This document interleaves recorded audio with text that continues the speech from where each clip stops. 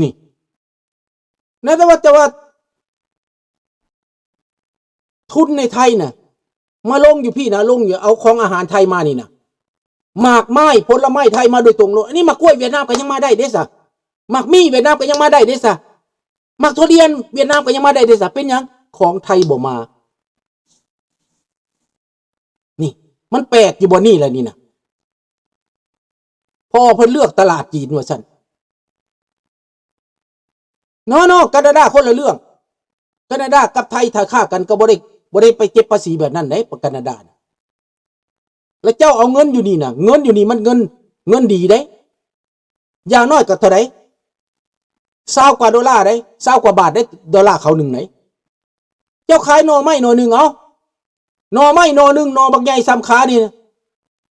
เอาซ้ำขา15 ดอล300 บาทได้หน่อหนึ่งได้300 บาทได้เจ้าขายอยู่เมืองไทยได้บ่300 บาทบ่ได้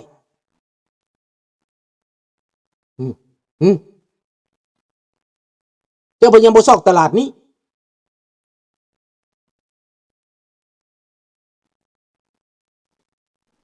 เดี๋ยวอย่าเฝ้าเว้าแม่เรื่องเล่าแดงเรื่องของมันหนาวๆร้อนๆก็เรื่องของมันแหละ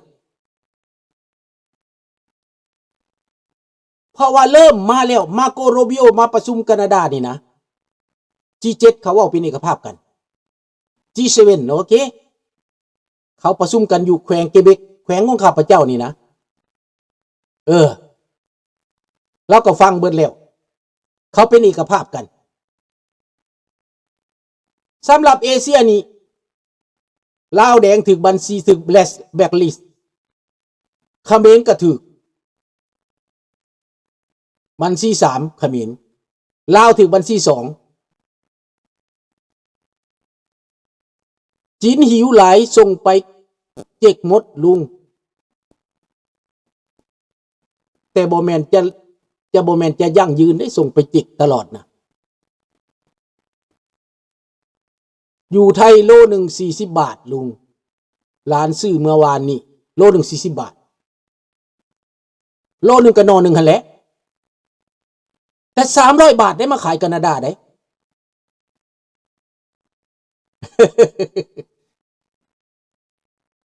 ค่าน้ำมันสดๆเนี่ย300 บาทแน่นอน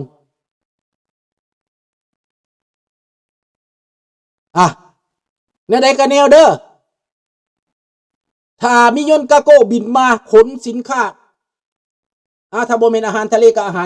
ารเกษตรไปปลาไทยสดจีเจ๊กมันเอากระปูมาจากไต้หวัน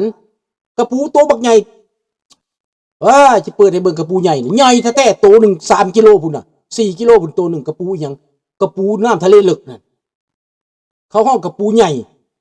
ลุงบ่เคยเห็นเกิดมาหาก็เห็นนี่น่ะเห็นอยู่ตลาดชิตีตัวเป็นๆลอยๆอยู่ในอ่างนะเป็น4-50 ตัวพุ่น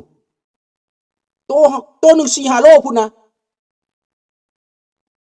ตัวเป็นน้ำนะเบิ่งสิเปิดให้เบิ่งเด้อ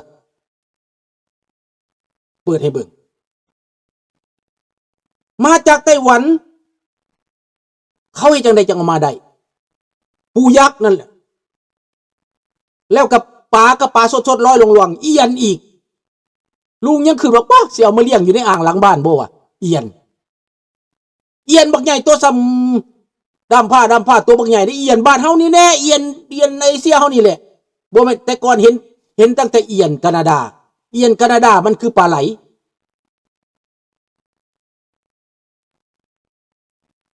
ผลไม้ไทยมีสารเคมีปนเปื้อนจึงถูกแบล็คลิสต์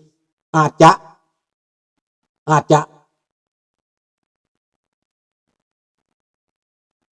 แต่ของไต้หวันมาขายได้เบิด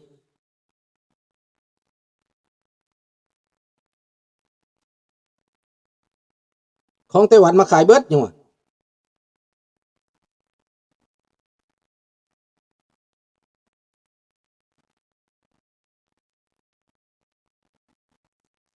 นี่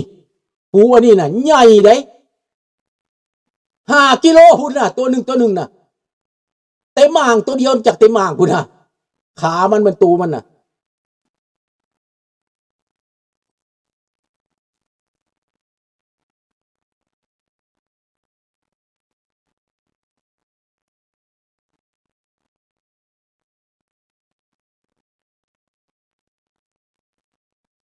มันก็ใหญ่อยู่ดีเด้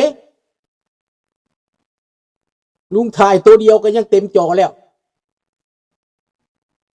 ร้อยเป็นนี่แหละตัวเป็นนี่แหละมาจากไต้หวันโดยตรงก็เลยถามเขาอยากถามมันว่าภาษาบ่ได้ถ้ามันคิดมันก็บอกเข้าใจ Can you speak English no Can you speak French no อ้าวแล้วสุมาแต่ไส You where do you come from ไต้หวันมันว่าไต้หวัน is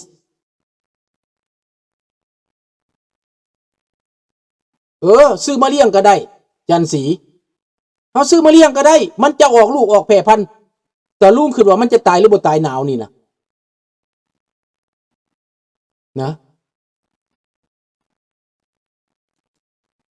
อันนี้มือว่าเรื่องเศรษฐกิจก่อนเนาะสำหรับประเทศไทยนี่เอามาได้ถ้าจริงแล้วนะจะได้กำไรเยอะถ้ามาตั้งตลาดไทยอยู่นี่นะตั้งใหญ่หรือได้บ่แม่นตั้งตลาดน้อยได้ใหญ่ได้ตั้งตลาดใหญ่ลงทุนใหญ่ขายอาหารสดจากไทยบินตรงจากไทยมานี่1 วันมื้อที่2ต้องเอามาขายโลดตลาดแตกแน่นอนคันมาเฮ็ดแบบนั้นนะแต่ก่อนลุงก็บ่เห็นไต้หวันมาขายอยู่นี่ตั้งแต่ขายจีนบีบมันนี่มันมาขายอยู่มันมาตั้งตลาดทั่วแคนาดาคนฝรั่งคนยังหุ่มไปซื้อเห็นบ่ล่ะขายอาหารชุกพร้อมขายน้ำกระบอกทันเฮ็ดน้ำกระบอกทันปานร้านอาหารเจ้าตักอโลดจะต้องการเอาเมื่อเท่าใดใส่กับแล้วไปสั่งมันตีราคาลุงซื้อทอดกุ้งเมื่อวานนี่กุ้งแซ่บได้มันทอด18 เหรียญบล็อก1 18 เหรียญโธ่ แต่แซ่บกิน2 มื้อแล้วยังบ่หมด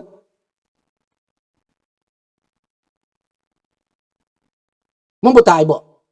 มันบ่ตายสิมาลองเอามาสัก2 ตัวมาปล่อยลงหนองสระนี่นะหากย่านลานย่านมันคืองูนี่ได้ตัวใหญ่ๆน่ะ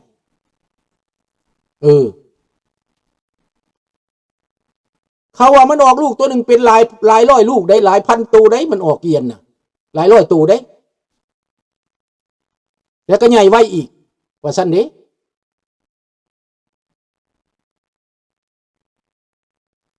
เอาละพี่น้องมื้อนี้เว้าเรื่องการเข้าเมืองเรื่องวีซ่าเว้าเรื่องฮุยกู้เว้าเรื่องวีซ่าของไทย restriction และก็จะเว้าเรื่องประชาธิปไตยในเอเชียต่อไปถ้าในเอเชียยังเป็นครึ่งเผด็จการยังครึ่งประชาธิปไตยนี่จะเจอถูกแบนจากยุโรปเจอถูกแบนจากอเมริกาแท้ๆอเมริกาเขาเป็นประชาธิปไตยบอกเป็นประชาธิปไตยลิเบโรอีกแบบหนึ่งแบบหนึ่งแต่รัฐบาลทำนี่เขย่าประชาธิปไตยนี้แล้วมันจะเกิดยังขึ้นในยุโรปมันเขย่าประชาธิปไตยเฮ็ดให้ยุโรปลุกขึ้นเฮ็ดให้แคนาดาลุกขึ้นแล้วในอเมริกาก็จะลุกขึ้นคนอเมริกาจะลุกขึ้นอีตาถ้ำที่ไปรอดบ่เทอม2นี่นะครึ่งเทอมนี่ไปรอดบ่บูจักแต่เอาใจช่วยนะลุงยังเอาใจช่วยอยู่ให้ถ้ำไปรอดเพราะต้องการคนแบบนี้มาต่อสู้กับโปรตีนต้องการคนแบบนี้มาเขย่าโลกให้มันเปลี่ยนไป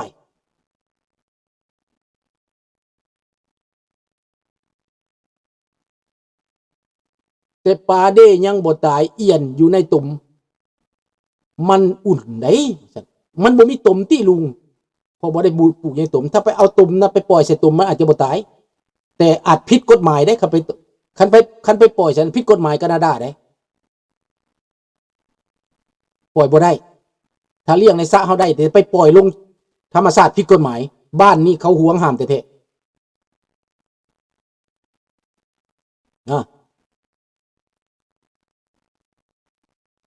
แต่ว่าในตอนนี้ผู้ที่จะสู้กับรัสเซียเด้อเว้าเรื่องยูเครนแมนตุกี้กับโปแลนด์กับตุกี้เตรียมทหารฝรั่งเศสอังกฤษหนุนหลังฝรั่งเศสจะส่งนิวเคลียร์ให้พวกโปแลนด์ให้พวกตุกี้พวกนี่แหละจะคุ้มครองชาติยุโรปเป็นการดีพี่น้องที่โลกเปลี่ยนไปแต่คนฝรั่งเศสยังบ่พร้อมพอคนฝรั่งเศสยังเป็นหลงเผด็จการโปรตีนอยู่ก็มีต ต้องติดตามต่อไปเด้อพี่น้องเด้อต้องติดตามต่อไปจีนยังย่านคนไทยถึงเขาย่านแต่เขาก็จีนมันจำเป็นในอันเสเพจีนมันต้องเอาตัวรอด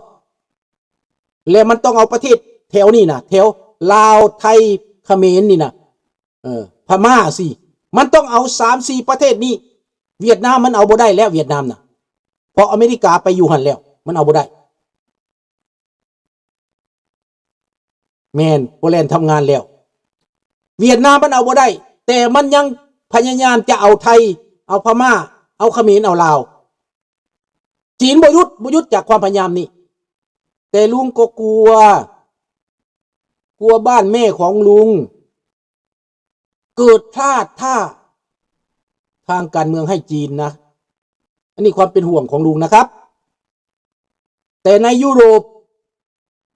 เราคิดว่ามันจะมีทางออกเพราะตุรกีกับโปแลนด์บ่ยอมและยุโรปก็บ่ยอมทั้งโลกเขาบ่ยอมถ้ำที่ยอมเรื่องของถ้ำถ้าถ้ำยอมถ้ำก็เสียแต่ทหารอเมริกาบ่ไปนำนะจะเอาทหารอเมริกามาตีกันได้เขาบ่ตีจะเอาทหารอเมริกาไปยึดกรีนแลนด์เขาก็บ่ไปถ้ำบ่ได้จะเอาทหารอเมริกาไปยึดยุโรปเขาก็บ่ไปแต่เขาจะไปรวมมือเขาบ่ไปทหารบ่ไป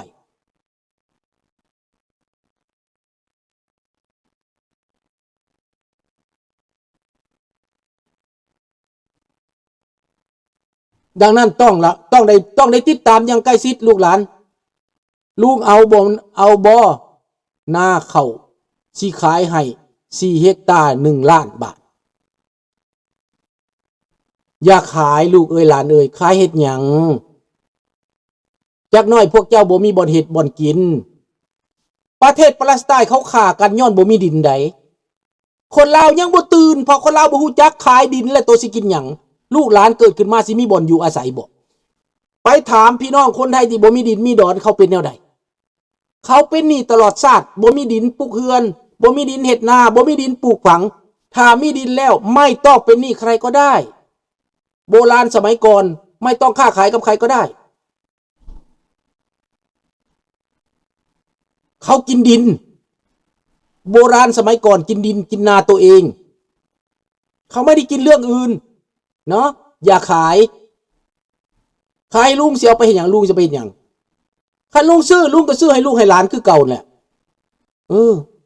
ลุงบ่ซื้อมาเป็นของตัวเองดอกสวรรณเขตลุงมีดินบักหลายซื้อไปเห็นอย่างมีดินก็ให้ลูกให้หลานไปเบิดบ่เอานาลุงนี่เป็นหลายนะก็ยังบ่เอาไปเลยเอาไปเลยพวกเจ้าเพราะบ่เอาพวกเจ้าจะแบ่งกัน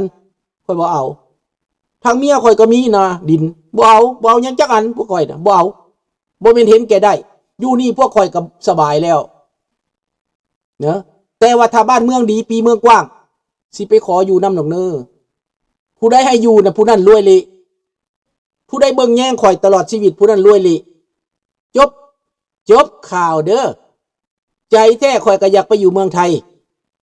แต่ในเมืองไทยยังบ่ปลอดภัยสำหรับข่อยเขาก็บ่ทันไปข่อยไปลองเบิ่งแล้วได้อยู่6 เดือนน่ะที่จริงแล้วข่อยอยากอยู่เมืองไทยเพราะบ่แม่นคอมมิวนิสต์เมืองไทยบ่แม่นคอมมิวนิสต์เป็นเมืองเสรีอยู่เป็นเมืองพุทธอยู่แต่มันยังอันตรายสภาพบรรยากาศการบ้านการเมืองสังคมยังไม่ปลอดภัยพอที่ลุงจะไปอาศัยอยู่ลุงอยากให้มันมั่นคงกว่านี้ปลอดภัยกว่านี้และละเอียดกว่านี้ก่อนจะไปแต่โอกาสนั้นคงไม่มีนะคงไม่มีโอกาสที่ลุงปรารถนานะบ้านแม่ของลุงก็ยังอยู่ไม่ได้ยังไม่ปลอดภัยไปแล้วญาติเขาก็บอกว่าไม่ต้องมามันไม่ปลอดภัยที่นี่เขาบอกแต่น้องอยู่กรุงเทพเขาไม่ได้บอกนะน้องอยู่กรุงเทพแต่อยู่ไม่ได้ไม่อยู่ข้างนอกก็ได้อยู่กับน้องเขยก็ได้